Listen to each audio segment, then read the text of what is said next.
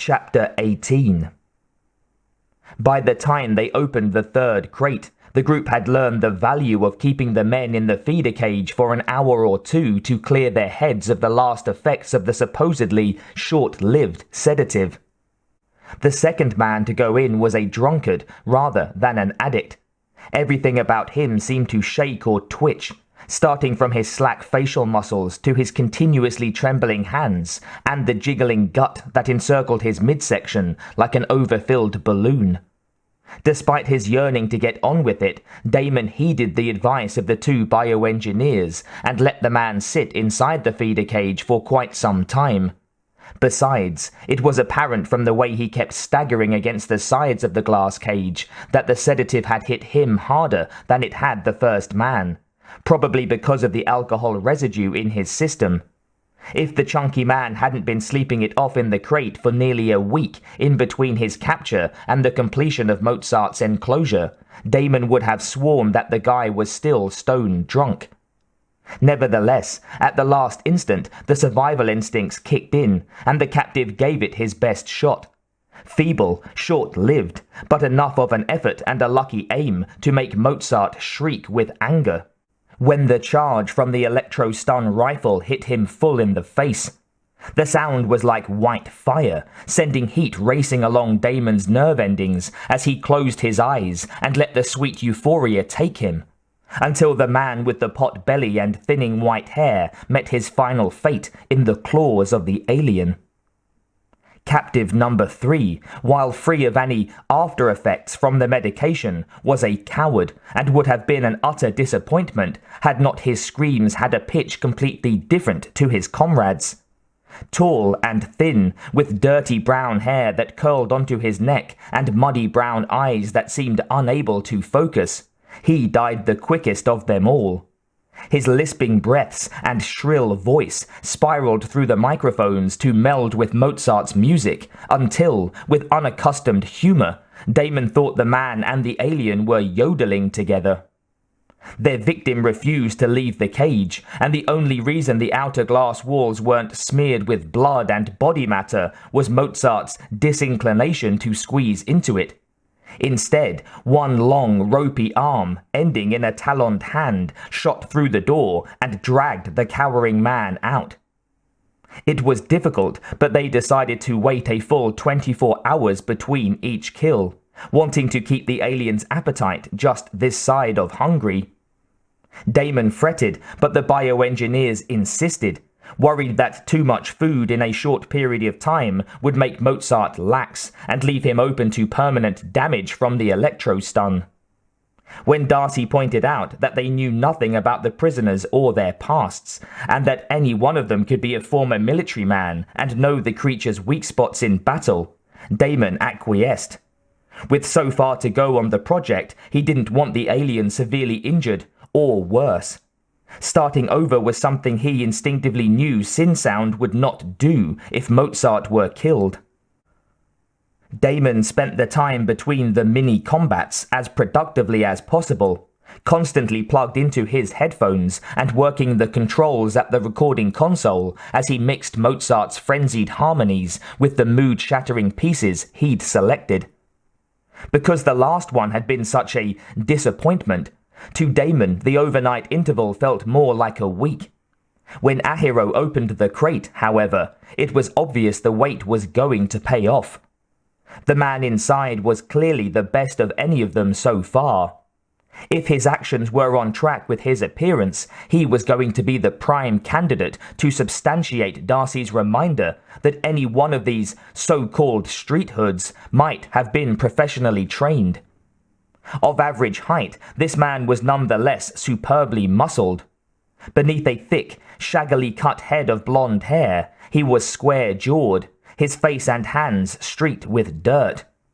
Enough time had passed to let the swelling go down, but it was obvious by the deep purple bruises beneath his eyes and across the misshapen bridge of his nose that he'd given his kidnappers one hell of a fight. Blood from the busted nose had dripped down the light beard that had grown during his sleep and onto his chest, drying in spots on the only thing he was still wearing. "Boxer shorts?" Brangwen bent and peered at a wrinkled label sewn on the waistband of the colourful boxers, then frowned at Ahiro. His eyes were heavy with suspicion. "Tell me, what kind of a junkie wears designer silk underwear?" Ahiro shrugged as he slid his hands under the unconscious man's arms. "One who steals them from others," he said, "then uses what does not belong to him." Brangwen made no move to pick up his end. "Well, I don't like this," he said. His voice was starting to shake. I'm not so sure this one is like the others."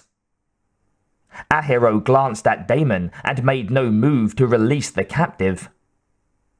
"Mr. Eddington." Damon hesitated, but only for a second. Of course, the man was an addict, or a drunkard, or a criminal, like the three who had gone in before him. It was just earlier in his chosen career, that's all. Thus it wasn't as obvious. For all they knew, the young man could be a mobster or a dealer.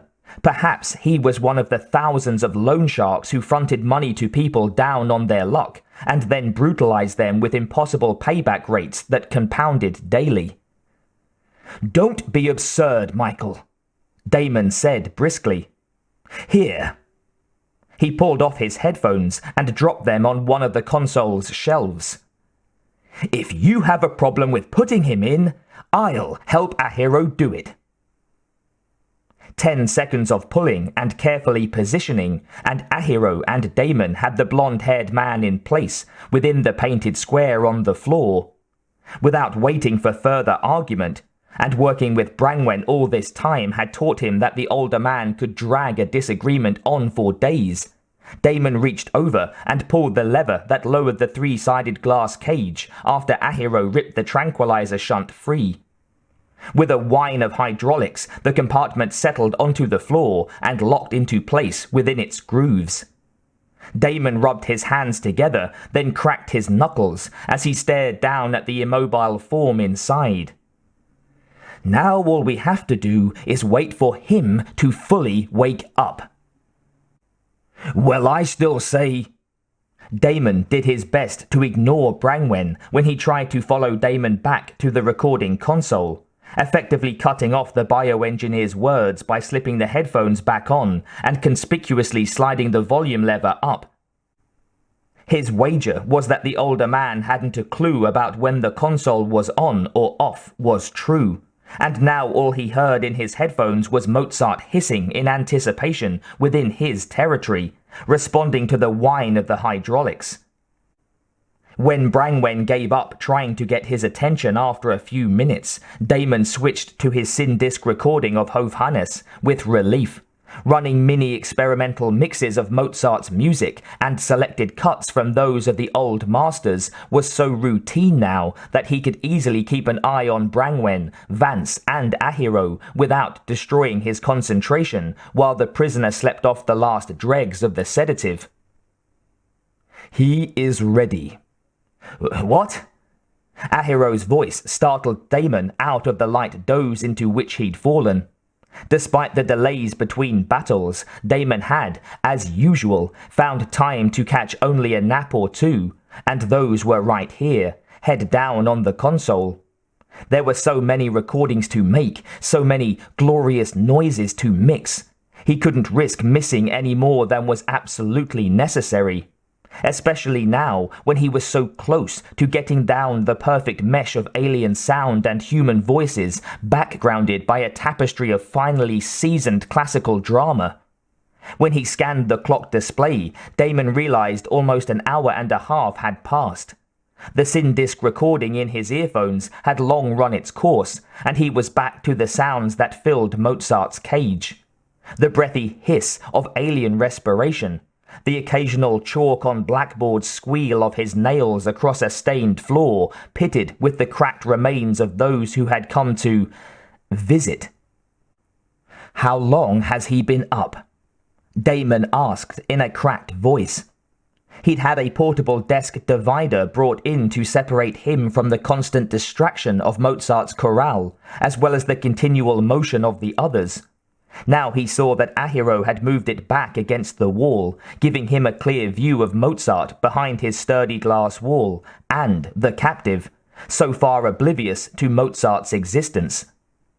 Ahiro glanced at the man in the glass cage. The prisoner was trying to stand up, but he was too tall to fully manage it. His efforts made him look like a man doing a really asinine impression of an ape. Instead of pounding insanely on the glass as the others had done, he was inspecting the corners inch by inch, like a tropical fish exploring the boundaries of its watery prison. 50 minutes, maybe a little longer.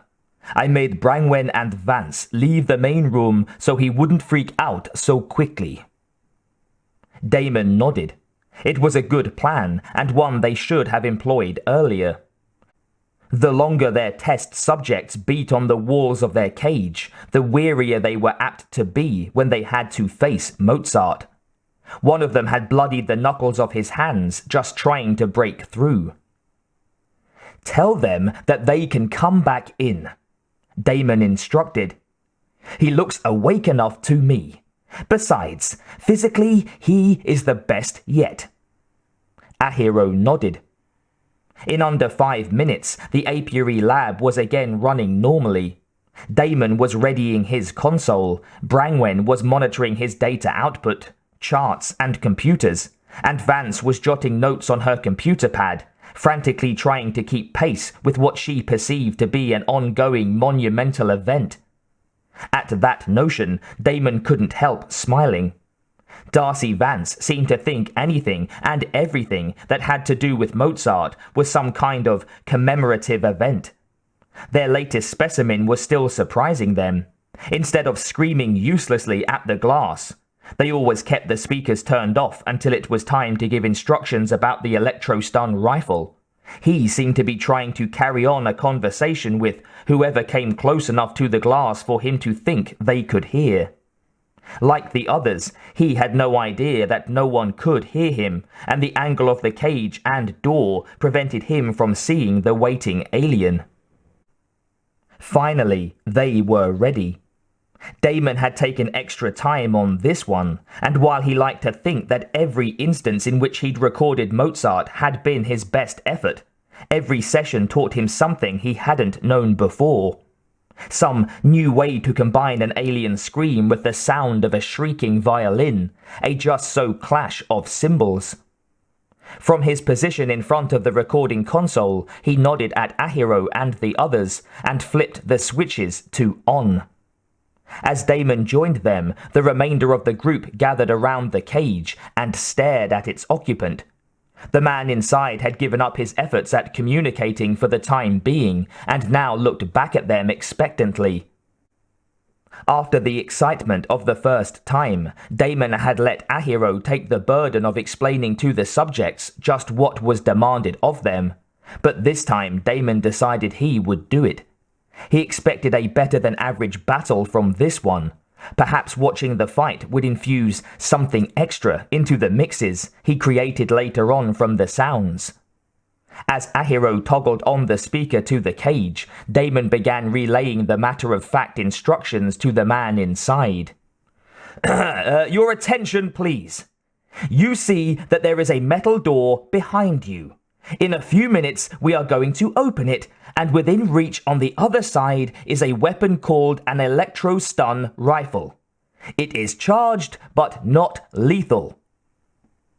Wait, please!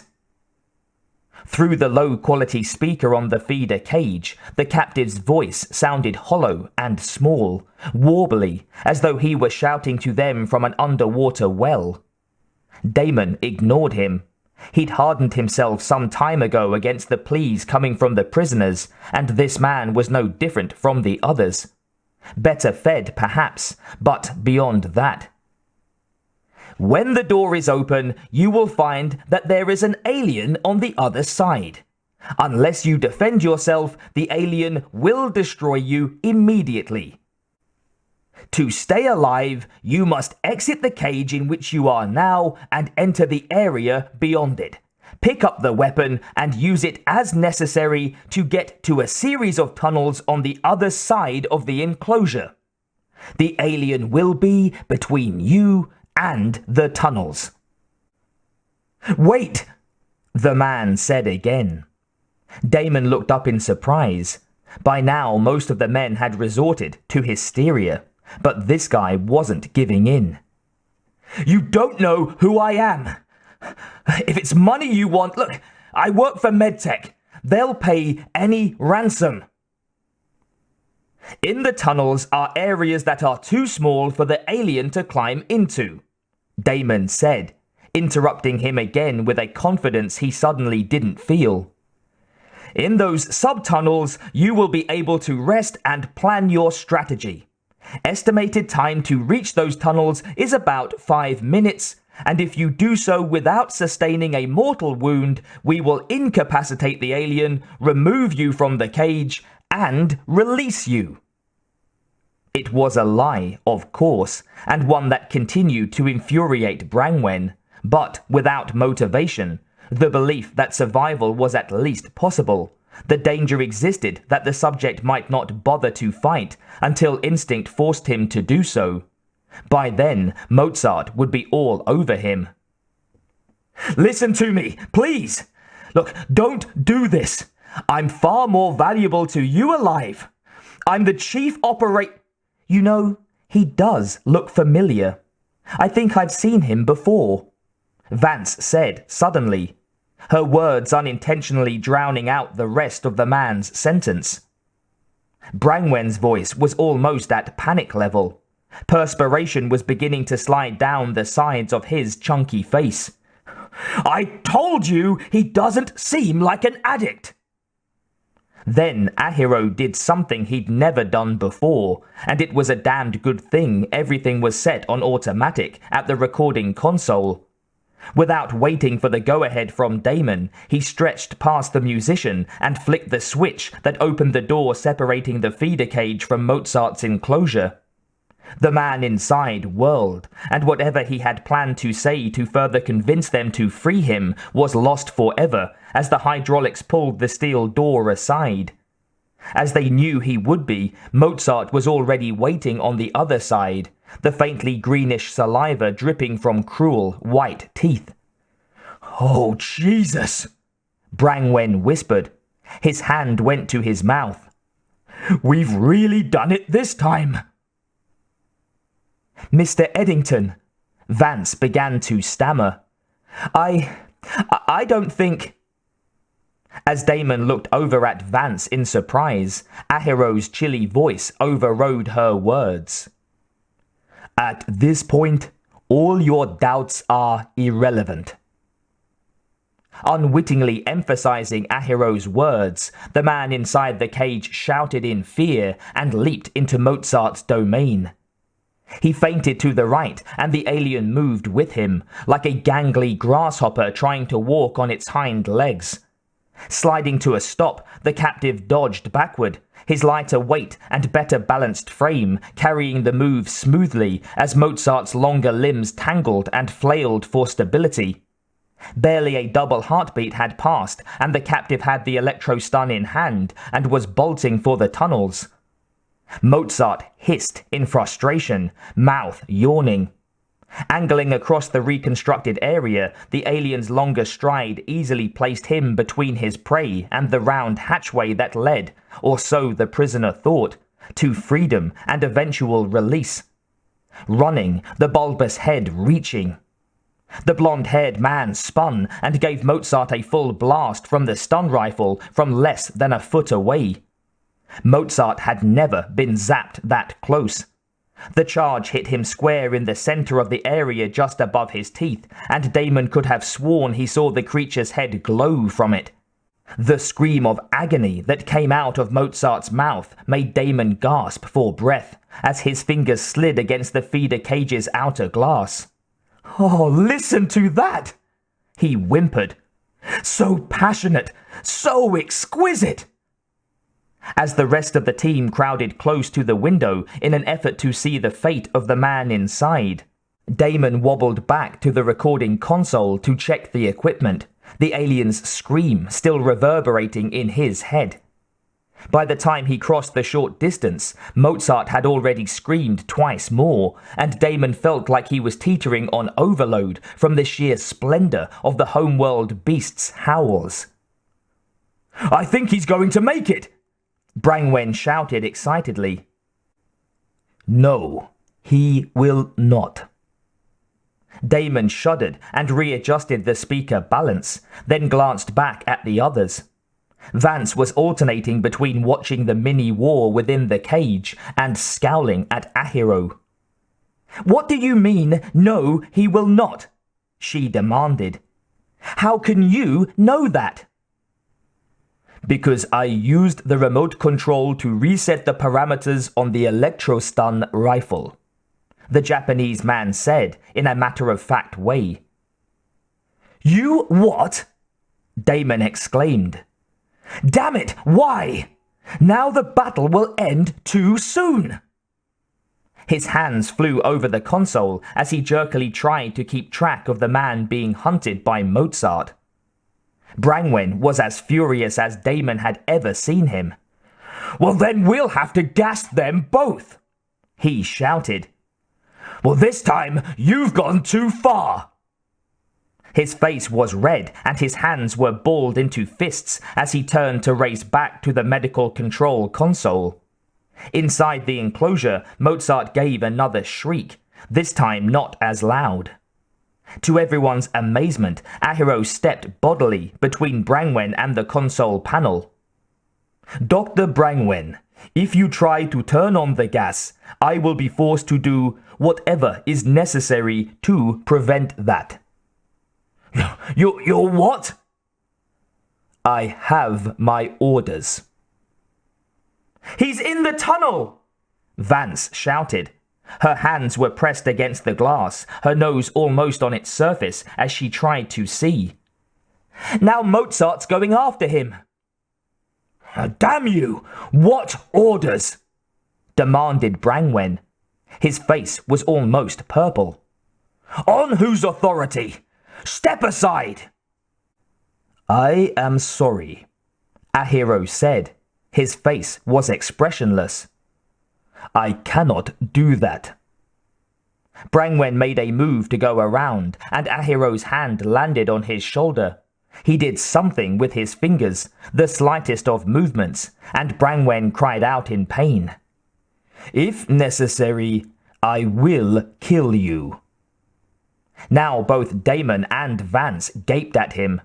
Damon found his voice first. "Ahiro, what the hell are you talking about?" The ninja released Brangwen, and the older man backed away, rubbing his shoulder fearfully. "I have my orders," Ahiro repeated. "The man in the alien's cage has fired." He tilted his head, mentally calculating. 4 times, I believe. He has 1 more shot. Then his weapon will no longer work. "But why?" Vance asked. "Michael was right, wasn't he? That man isn't an addict or a criminal. He's someone..." A 5th scream from Mozart blasted from the speakers, the echoing quality clearly from deep within the small maze of tunnels that ringed his cage. Damon closed his eyes momentarily and lifted his chin, straining to catch every nuance. "The poor sap's defenseless now," Brangwen said bitterly. "I hope you're happy, you assassin. Who was he, huh? Some rival that screwed up one of our executives' golf games?" Ahiro was unperturbed. "It is not my place to ask questions, Mr. Brangwen. I simply do what I am told." "Yeah, well, go to hell," Brangwen said with unusual hostility. "Why don't you do that?" "Shut up, Brangwen," Damon said absently. I don't want to miss this, and you're breaking up my concentration." "Well, God forbid," Brangwen muttered as he stomped over to stand by Vance. "He might still make it," she suggested.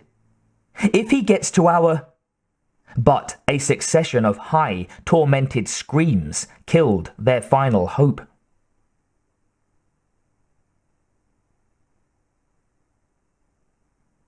Although he didn't know it, the final man put in with Mozart had a distinct advantage over his 4 predecessors. Ahiro had willingly followed Damon's orders that the original electrostun be reprogrammed to function again. So not only was the final prisoner armed with a new electrostun rifle, but should he get that far, another waited in the tunnels.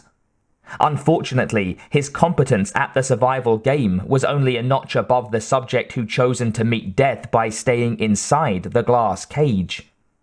Clutching the stun rifle, he fired at Mozart twice, nicking him once and missing him entirely the second time. A fatal mistake, but Damon was extremely pleased with the way the quick, blaring scream from Mozart as he was hit mixed with the staccato wails of the dying man. And Damon was, finally, finished with his grand composition. Except he had no material for a finale.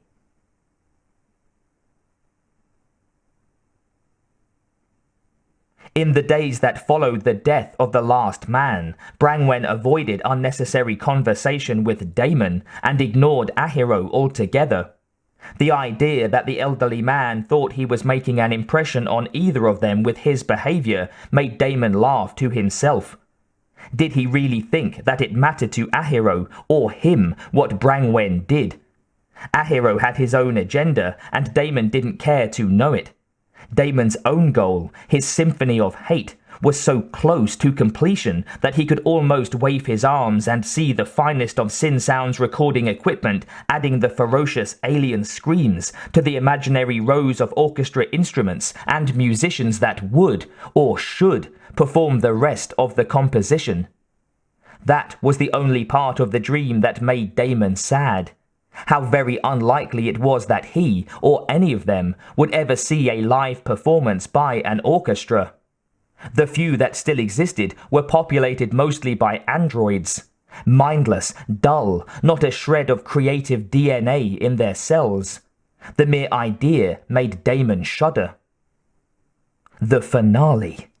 What to do for it? As usual, it was late, and except for Vance and him, the apiary was deserted. Vance was there, of course, as she was every night, haunting the glassed-in walls of the enclosure, crouching and smiling at the alien, whispering to him in a breathy voice punctuated by gestures that Damon supposed she perceived as being non-threatening. Personally, all Damon saw was a salivating monster who'd sooner rip Vance apart as continue to listen to her.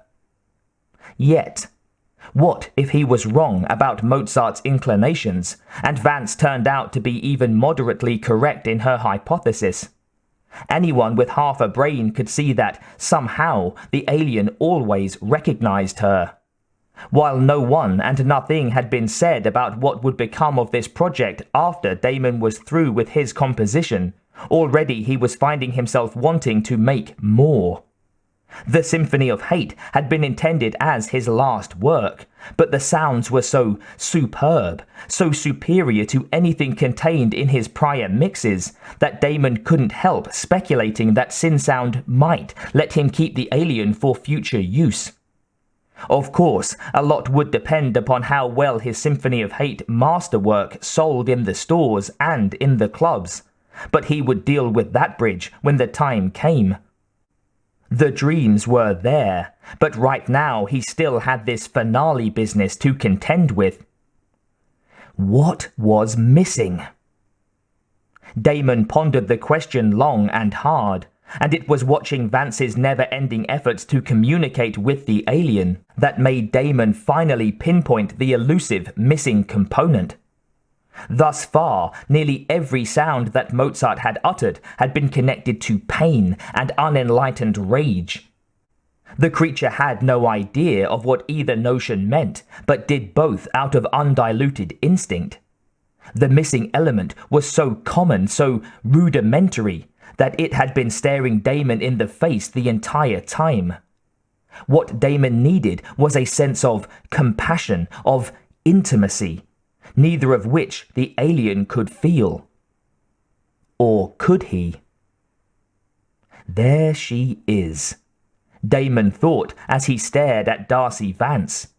Wrapped up in her foolish, ostensibly useless research with Mozart. Vance was so oblivious to Damon as he flushed a vial of jelly from the pocket of his pants, uncapped it, and drank. Royal jelly, the essence of the beast itself, and it would tell him what it needed, show him what to do. It always did. His tolerance level for the jelly was climbing, and now Damon seldom lost touch with consciousness or reality during his bouts of dreaming while he was awake. Daydreaming, his parents and teachers used to call it. Not for the first time, Damon wondered how many odd memories were buried in his subconscious, bits and traces of forgotten words and songs that he hadn't written down and which could have been worked into this grand theme. As he fought to keep a grip on his surroundings, a scrap of memory floated into his head like a crumbling leaf, the faintest strains of a barely remembered rendition of Wagner's Liebestod from Tristan and Isolde. Love and death.